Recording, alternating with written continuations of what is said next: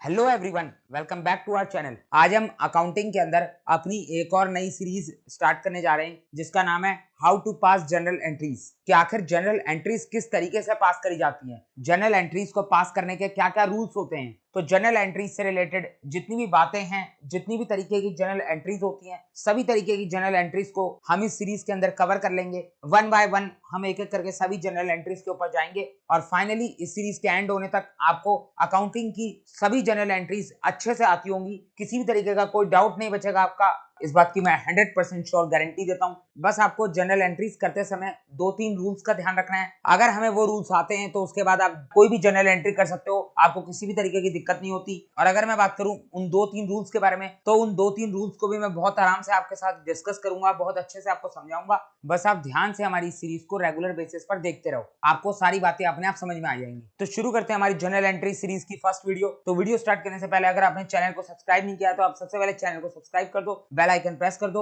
Description box में आपको हमारे टेलीग्राम ग्रुप का लिंक मिलेगा, उसको भी जाके ज्वाइन कर लेना। और वीडियो पसंद आए तो वीडियो को लाइक भी करना और शेयर भी करना। तो फटाफट शुरू करते हैं। अगर मैं सबसे पहले बात करूं how to pass journal entries, तो अकाउंटिंग के अंदर जनरल एंट्रीज को पास करते समय हमें सिर्फ 2 कॉन्सेप्ट्स का ध्यान रखना होता है, जिसमें से फर्स्ट कॉन्सेप्ट है हमारा बिजनेस एंटिटी प्रिंसिपल। तो अगर मैं बिजनेस एंटिटी प्रिंसिपल की बात करूं तो ये हम पहले डिस्कस कर चुके हैं। चैप्टर नंबर 1 के लेक्चर नंबर 11 में मैंने बहुत डिटेल में बात करी थी बिजनेस एंटिटी प्रिंसिपल के बारे में, आपको एग्जांपल के साथ समझाया था इस कॉन्सेप्ट को। लेकिन फिर भी मैं आपको यहाँ पर थोड़ा बहुत बता देता हूँ। बाकी आप बिजनेस एंटिटी प्रिंसिपल को डिटेल में पढ़ने के लिए चैप्टर नंबर 1 का लेक्चर नंबर 11 जाके देख लो, उसका लिंक आपको मैं डिस्क्रिप्शन बॉक्स में दे दूंगा और ऊपर आई बटन में भी आपको मिल जाएगा, आप इसको वहां से देख लेना। तो अगर मैं बात करूं बिजनेस एंटिटी प्रिंसिपल की, तो एक बार इसको देख लेते हैं। According to the business entity principle, business is considered to be separate and distinct from its owner. Business transactions are recorded in the books of accounts from the business point of view and not from the owner point of view. तो यहाँ पर ये concept हमें बोलता है कि business अलग है और ओनर अलग है। जब भी आप बिजनेस ट्रांजैक्शंस को रिकॉर्ड करोगे, अकाउंटिंग करोगे, तो आपको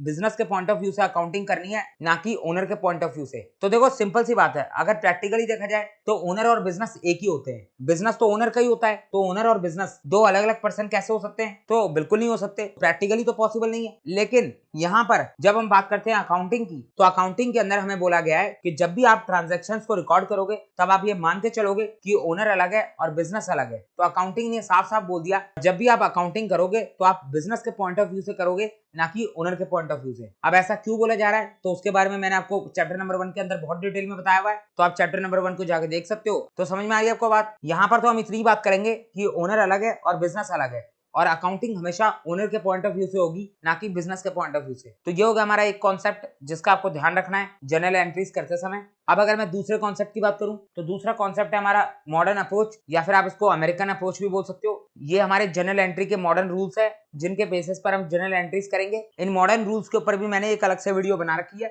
जहां पर मैंने एक एक करके इन सभी रूल्स को डिटेल में डिस्कस किया हुआ है, तो आप जाके उस वीडियो को देख सकते हो, उसका लिंक भी आपको इस वीडियो के डिस्क्रिप्शन बॉक्स में मिल जाएगा। तो यहाँ पर अगर मैं मॉडर्न रूल्स की बात करूं, तो ये रूल हमें कहता है कि आपको अकाउंटिंग के अंदर अपनी सभी ट्रांजैक्शंस को 5 कैटेगरी में क्लासिफाई करना है। आपके पास सिर्फ 5 ही कैटेगरी है, इसके अलावा कोई और कैटेगरी नहीं होगी। पूरी अकाउंटिंग के अंदर जितनी भी ट्रांजैक्शंस आएंगी, उन सभी ट्रांजैक्शंस को आप 5 कैटेगरी में क्लासिफाई करोगे। सबसे पहला है हमारा एसेट, दूसरा हमारा एक्सपेंस, तीसरा हमारी लायबिलिटी, फोर्थ है कैपिटल और फिफ्थ है रिवेन्यू। तो अब ये पांचों टर्म्स क्या होती हैं, इनके अंदर कौन कौन सी आइटम्स आती हैं, इनके कितने टाइप्स होते हैं, इसके बारे में हमने बहुत डिटेल में डिस्कशन किया हुआ है अपने चैप्टर नंबर 2 के अंदर। तो आप जाके हमारा chapter number 2 basic accounting terms को देख सकते हो। तो अगर आपको जनरल एंट्री सीखनी है तो उसके लिए आपको सबसे पहले इन सब का मतलब पता होना चाहिए, इनके बारे में अच्छे से जानकारी होनी चाहिए। तो अगर जिन स्टूडेंट्स को इन टर्म्स का मतलब नहीं पता, तो वो इस वीडियो को यहीं बंद करेंगे और जाके सबसे पहले चैप्टर नंबर 2 को देखेंगे, क्योंकि उसके बाद ही आपका इस वीडियो को देखने का कोई फायदा है। अगर आपको इन 5 टर्म्स का मतलब ही नहीं पता, तो आप जनरल एंट्रीज तो कभी कर ही नहीं पाओगे। तो मैं ये मान के चल रहा हूँ कि आपको इन टर्म्स का मतलब अच्छे से पता है,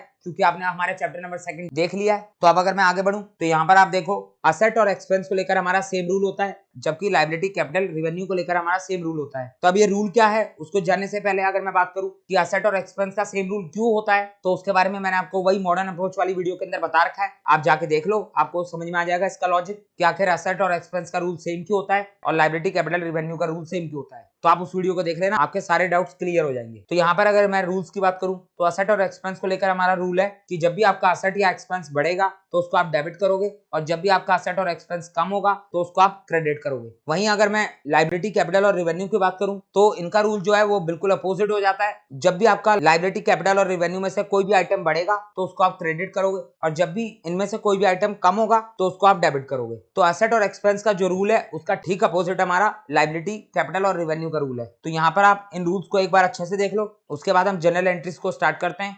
आप शुरू करें हमारी जनरल एंट्रीज को। तो हमारी सबसे पहले जनरल एंट्री होगी कैपिटल को लेकर। तो अभी कैपिटल क्या होता है, तो ओनर बिजनेस के अंदर कुछ भी इन्वेस्ट करे उसको हम कैपिटल का नाम देते हैं। अब कुछ भी का मतलब क्या, ओनर बिजनेस के अंदर क्या क्या इन्वेस्ट कर सकता है, तो यहाँ पर ओनर बिजनेस को कैश भी दे सकता है, चाहे तो बिजनेस को चेक भी दे सकता है। अगर ओनर बिजनेस को चेक देता है तो चेक का पैसा कहाँ जाएगा, बिजनेस के बैंक अकाउंट में। या फिर ओनर बिजनेस को असेट भी दे सकता है, अगर ओनर के पास कोई बिल्डिंग पड़ी हुई है और ओनर जो है उस बिल्डिंग को अपने बिजनेस के लिए इस्तेमाल करना शुरू कर दे, तो यहाँ पर हम बोल सकते हैं कि ओनर ने बिजनेस को कैपिटल के नाम पर बिल्डिंग दे दी। उसी तरीके से अगर ओनर के पास कोई कार पड़ी हुई है और ओनर ने उस कार को बिजनेस पर्पस के लिए इस्तेमाल करना शुरू कर दिया, तो यहाँ पर हम कह सकते हैं ओनर ने बिजनेस को कार प्रोवाइड करवा दी। उसी तरीके से ओनर के पास कोई लैपटॉप पड़ा हुआ है तो अब से ओनर ने उस लैपटॉप का इस्तेमाल सिर्फ बिजनेस पर्पस के लिए शुरू कर दिया, तो उस केस में हम बोल सकते हैं ओनर ने बिजनेस के अंदर लैपटॉप की इन्वेस्टमेंट करी। तो इस तरीके से ओनर बिजनेस के अंदर कोई भी एसेट को एज ए कैपिटल लगा सकता है, और अगर ओनर चाहे तो बिजनेस के अंदर गुड्स भी दे सकता है। तो इन चारों में से कोई भी आइटम ओनर बिजनेस के अंदर एज अ कैपिटल इन्वेस्ट कर सकता है। तो यहाँ पर हम वन बाय वन एक एक करके इन चारों आइटम्स को देखेंगे कि आखिर इनसे रिलेटेड जर्नल एंट्रीज किस तरीके से करी जाती हैं। तो सबसे पहले अगर हम कैश की बात करें